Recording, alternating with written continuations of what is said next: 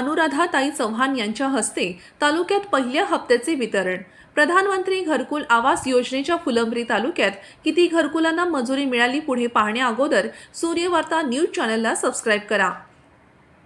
प्रधानमंत्री आवास योजना टप्पा 2 अंतर्गत फुलंब्री तालुक्याकरिता मंजूर लाभार्थ्यांना प्रथम हप्त्याचे वितरण घरकुल मंजुरी पत्र वितरण कार्यक्रम फुलंब्री विधानसभेचे माननीय आमदार अनुराधाताई चव्हाण अध्यक्षस्थानी होते, अशी माहिती पंचायत समिती फुलंब्रीचे गटविकास अधिकारी उषा मोरे मॅडम यांनी दिली।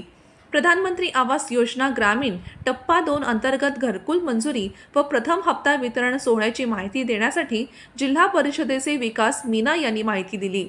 ग्रामविकास व पंचायत राज विभागामार्फत प्रधानमंत्री आवास योजना ग्रामीण टप्पा 2 अंतर्गत 20 लाख लाभार्थ्यांना मंजुरी पत्रक वितरण व 10 लाख लाभार्थ्यांना प्रथम हप्ता वितरण कार्यक्रम राज्यस्तरावर शिवछत्रपती क्रीडा संकुल पुणे येथे केंद्रीय गृह सहकार मंत्री अमित शहा, मुख्यमंत्री देवेंद्र फडणवीस, ग्रामविकास मंत्री जयकुमार गौरे यांच्या प्रमुख उपस्थितीत पार पडला।